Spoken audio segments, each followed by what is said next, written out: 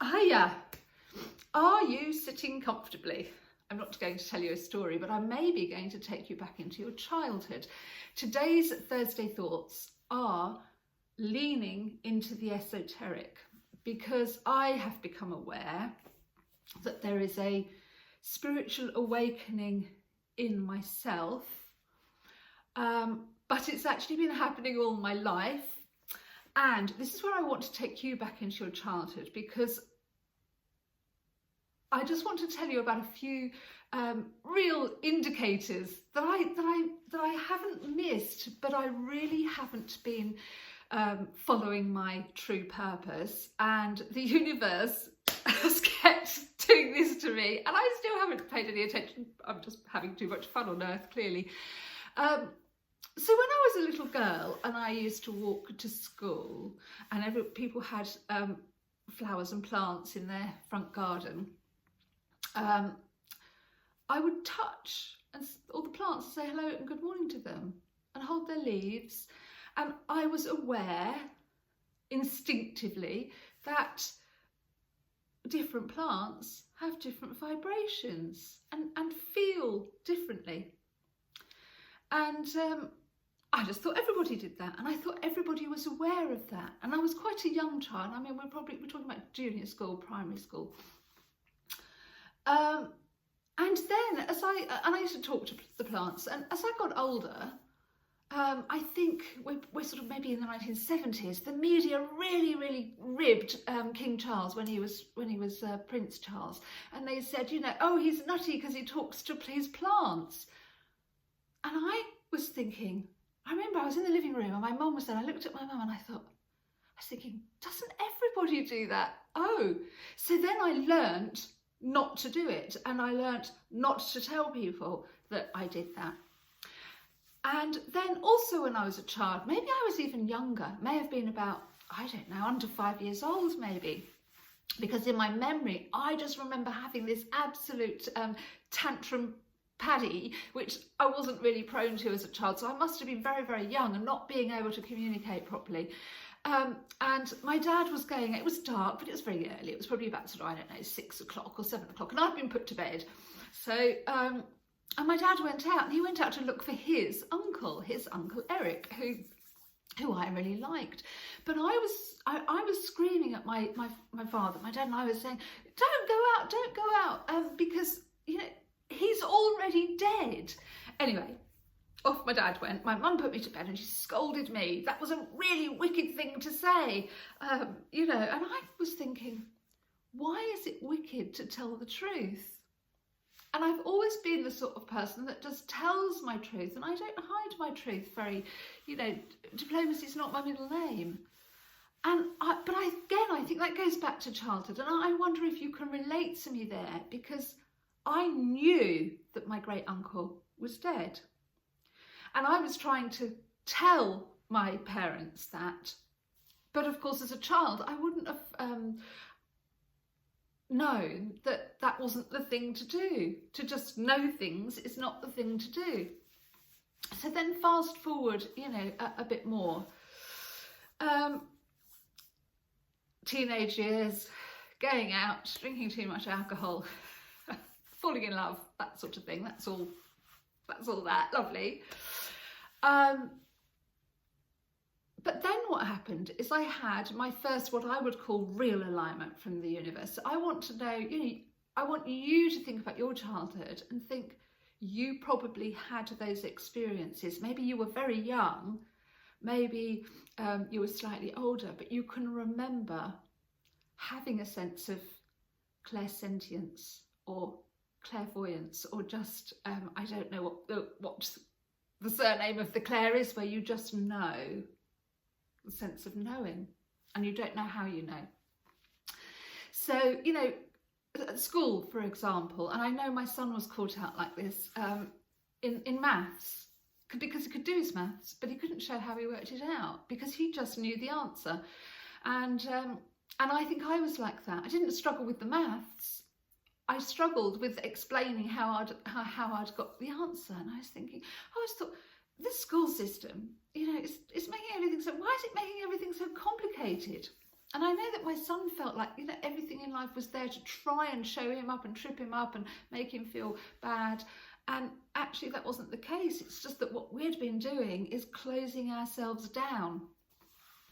So anyway, in my mid-20s, I had been working in London in the film industry. So I was getting up in the dark, getting on train, going on the underground in the dark. In those days, edit suites were really dark, sitting in an edit suite, really dark, commuting home again. And one winter, I didn't see the light of day, and I got SAD syndrome. And that, when we're suffering, whether it's physical, mental or emotional pain, it's often if it's physical pain, you know, it's a message and it's coming through our bodies. And if it's emotional pain or psychological pain, we should listen to ourselves, because one of the harmful things is us trying to squish into society's norms and behave in a way that actually is quite distressing.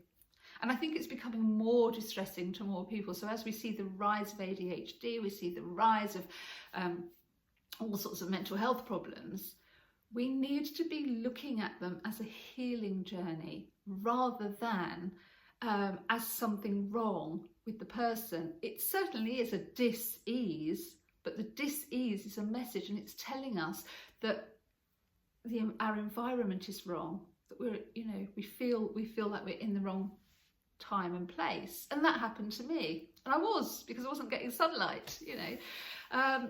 But although I kind of knew that,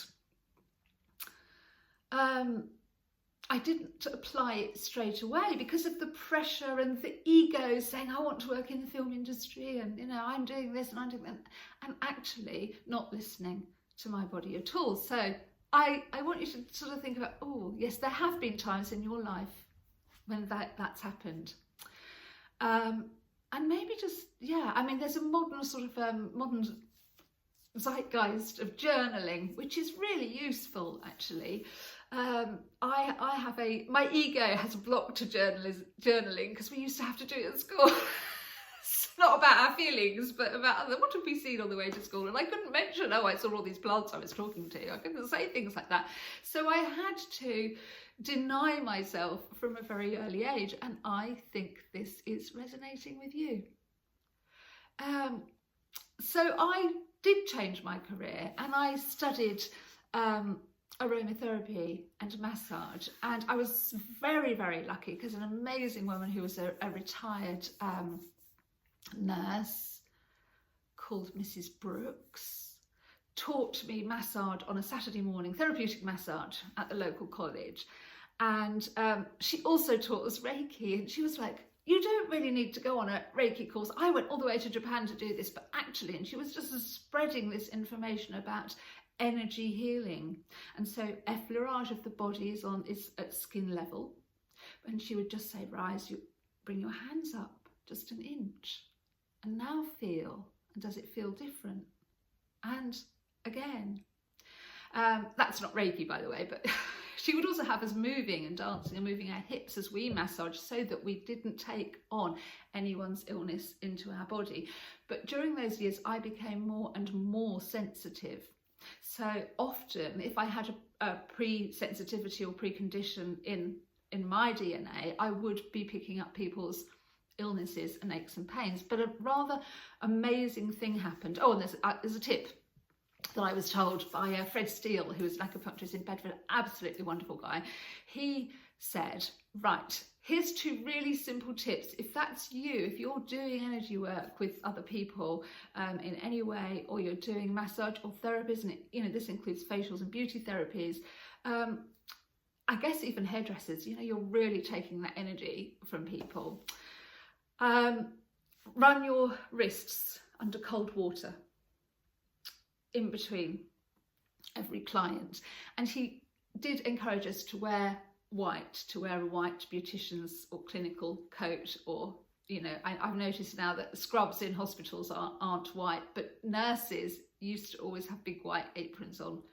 There's a reason, because white reflects light.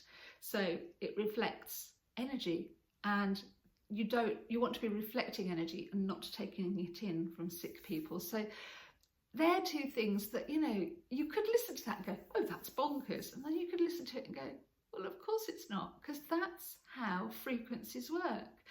And metaphysicists, you know, and physicists know now and are really beginning to understand. Scientists are sort of catching up with this intuitive knowing, in the sense that they're beginning to prove and know and affirm that we are molecules vibrating on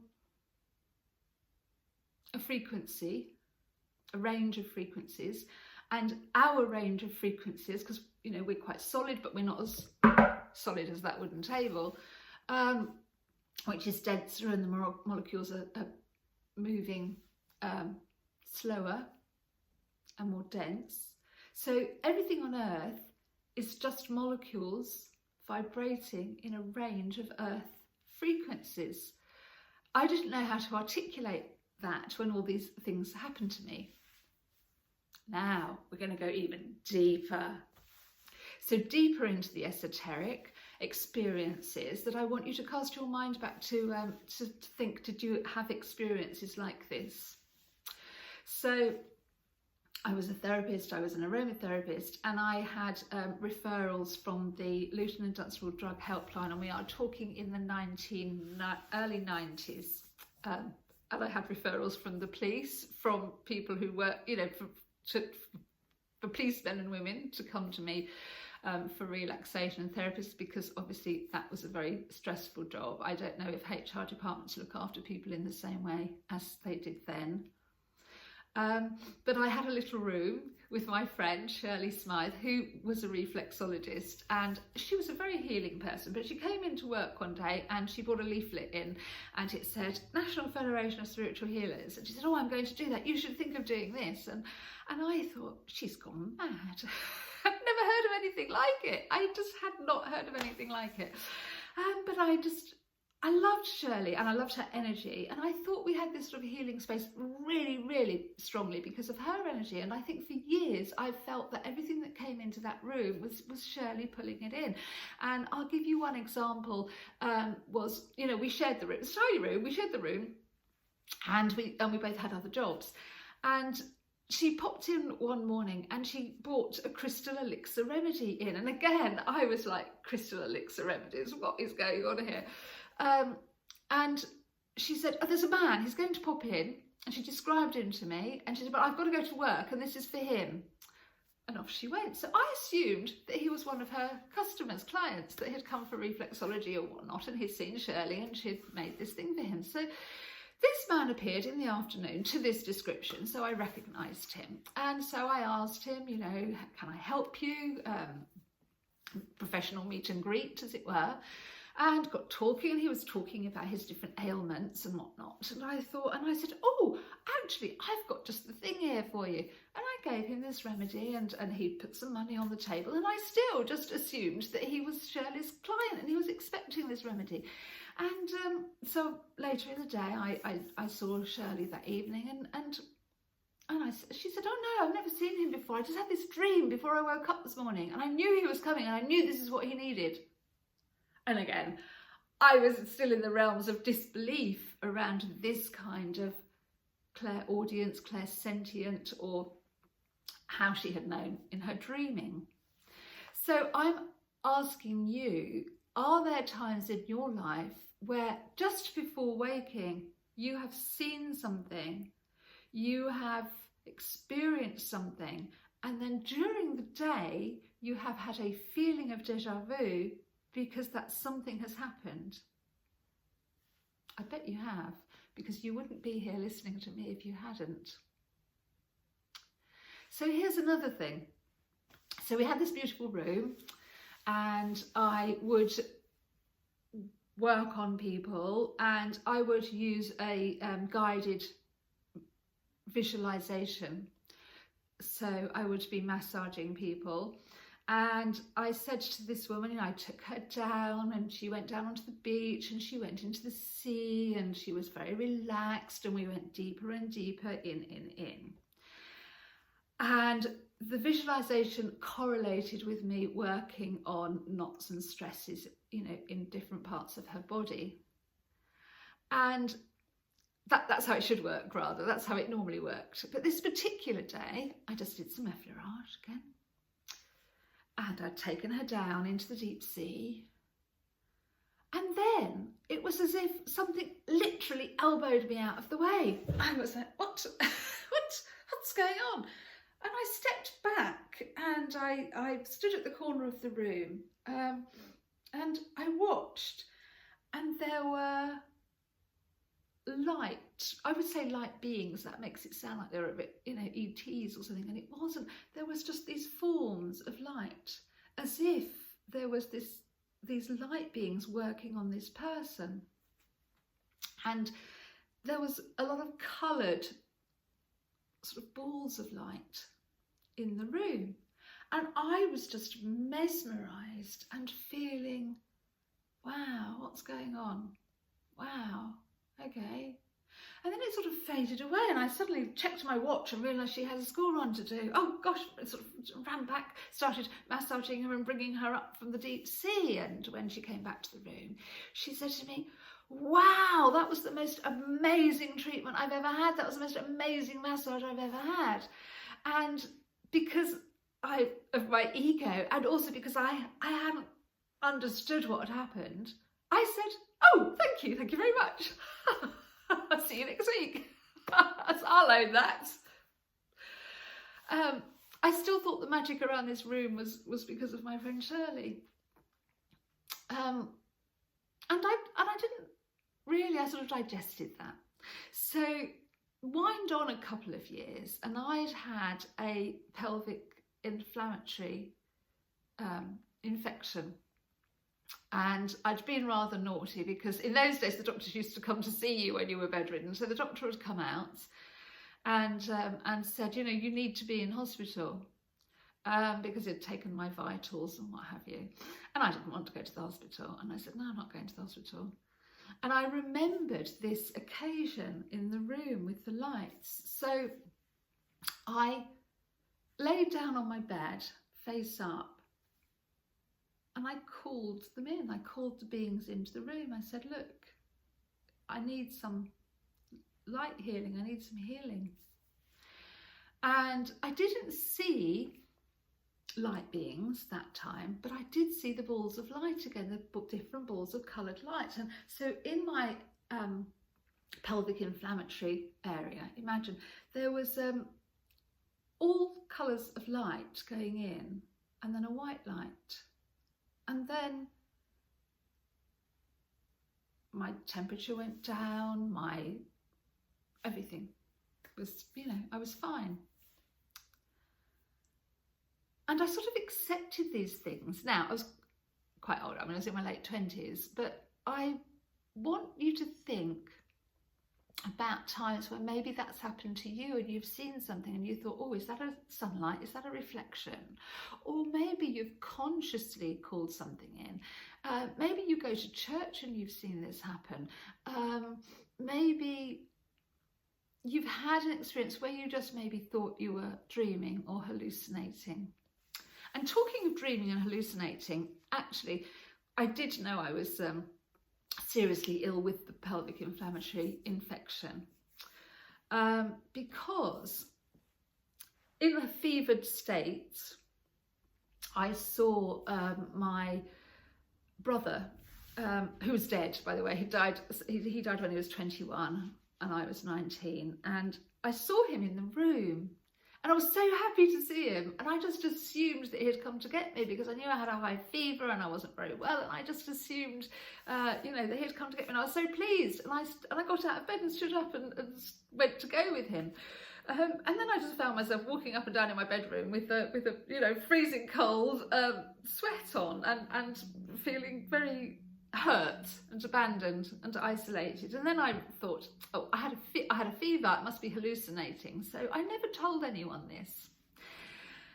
And then a couple of years later, again, I wasn't feeling very, very well, and I wanted to find an acupuncturist. I was in Lincolnshire, and I wanted to find an acupuncturist, and I went in the health food shop, and I went in the, you know, healing centre. The health centre wasn't open and things like that. I couldn't find an acupuncturist, but everybody kept giving me the little business card, because we didn't have mobile phones in those days or internet. Everybody kept giving me this little business card of this woman who was a clairvoyant, and I was going, I don't want to see a clairvoyant. I need an acupuncture, because, you know, I don't feel very well. So after, you know, I'd collected at least 3 of these cards, I thought, okay, well, let's give it a go. And I went off to see this woman. Now, she read tarot cards, and she said something to me then.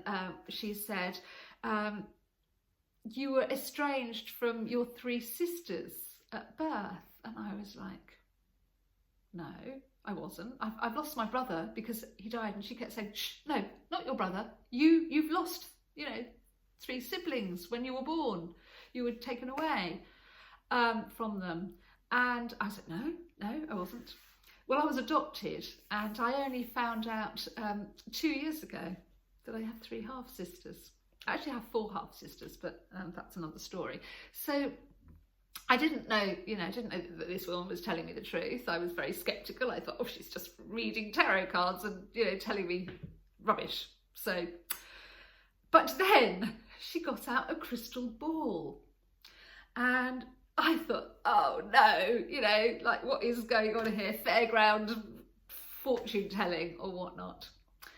And she looked in her crystal ball and she started to describe my bedroom, photographs that I had taken, that I had hanging on the wall. And she was saying, oh, I see these photographs. Oh, you're in a bedroom. Oh. And then she said, you should have gone to hospital. You were really not very well. And then she said, oh, yes, you saw your brother. He came to tell you you're to be okay. He didn't come to take you. You weren't dying. Oh my God, I could hear him. He did say you never did listen to him. And I thought, how could she have known that? How could she possibly have known that? Because I had thought I was hallucinating from a fever, and I hadn't therefore told anyone about this visitation. So I'm inviting you today to think about times in your life where those coincidences have happened, or where you have felt the presence of people who have passed away, and just sit in those memories for a moment and wonder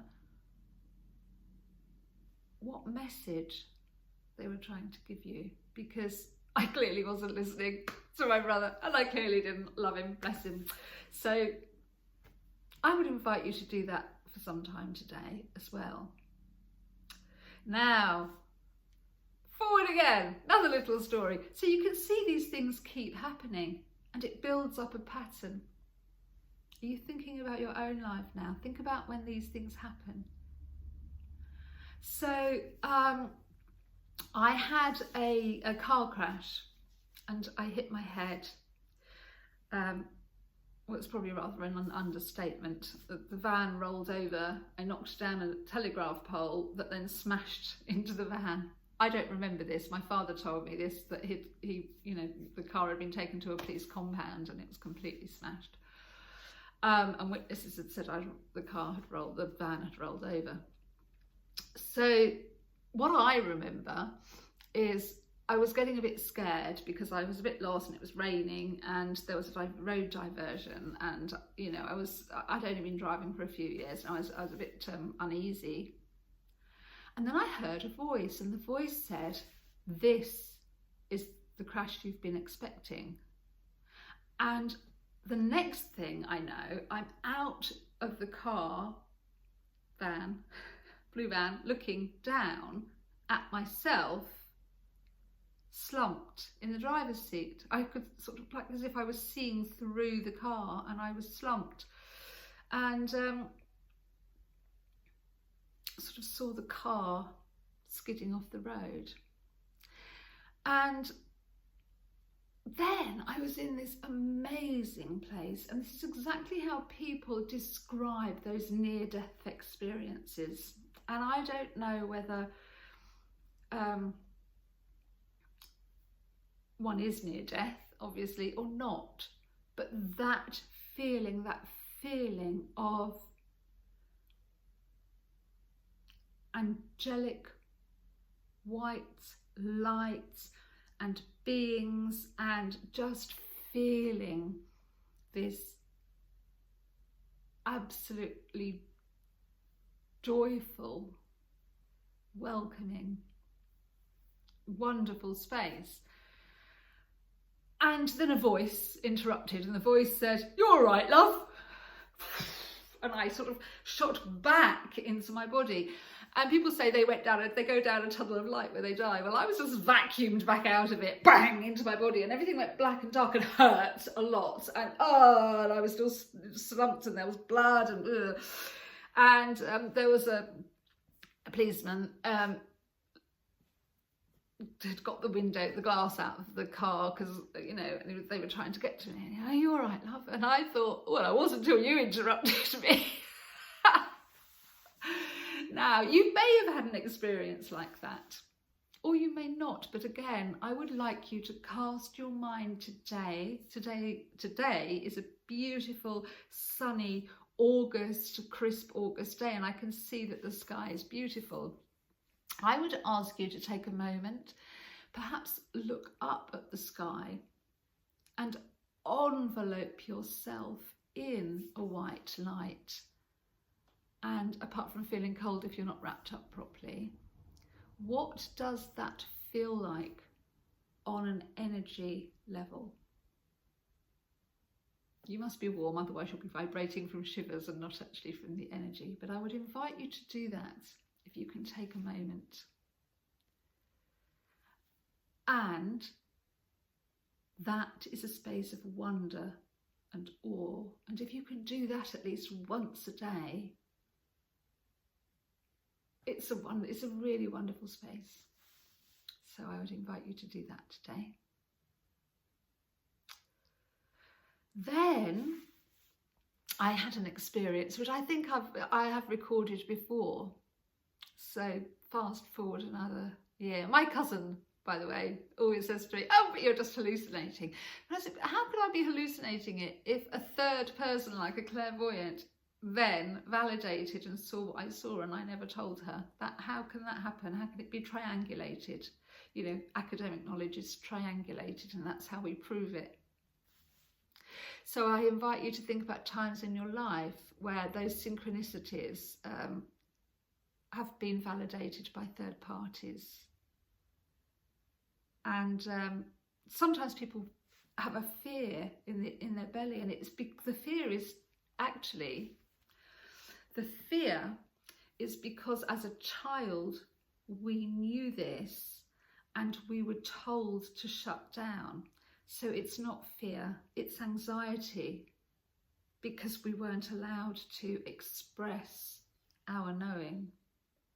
And if we don't express our knowing, it does cause illness within the body. It causes anxiety and PTSD and things like that. That's a repressing who you are to fit into an environment that is not supporting. It is supporting you who you are, but it's not supporting who you're not. And because you're trying to be who you're not, I'm not articulating that very well, but I think a few of you will really understand that feeling. So anyway, wind forward, and I was sitting meditating, and I was sitting cross-legged meditating, and I was really in my late 20s then, maybe 30, I don't know, late 20s. And I had this amazing experience where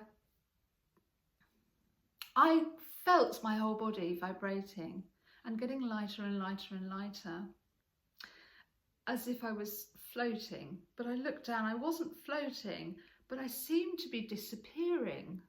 And I just closed my eyes and sort of fell into this space and thought, I'm disappearing. Okay, that's weird, that's interesting. When I opened my eyes again, there was a figure appearing, cross-legged, sitting opposite me, like meditating with me. And I was, I did feel a bit scared. It felt a bit uneasy. And, you know, the message was, you know, do not be afraid. Sounds a bit corny, but that's what I heard. And the eyes, their eyes were so blue and bright and beautiful. And there was a feeling of absolute love. And the message was just, next time you see me, you will know who I am. And I thought it was Jesus, because I was brought up a Christian, and obviously not a very good one. I went to Bible study, clearly didn't realise. And it was my Islamic friend, Adnan, who said to me, why did you think it was Jesus? And I said, well, because the feeling of love and the look in their eyes. And they said, but it's angels that say, do not be afraid. Jesus didn't say that. The angels say that. So I could have been wafting around for years going, oh, I had a visitation from an angel, but I had no idea. What I thought was, oh, I had a visitation from Jesus, and I still didn't become a Christian. I mean, oh my life, you know, how many bangs does it take for me to wake up? But, you know, I think if you cast your mind back, you may take yourself to times. They might not be that visually vivid for you, but when you felt the presence of somebody walking by your side and protecting you. So that was that story time. I can't think of any more stories today. So our Thursday Thoughts was rather an esoteric story time. And I just invite you to take a few minutes of your day and access that space within you.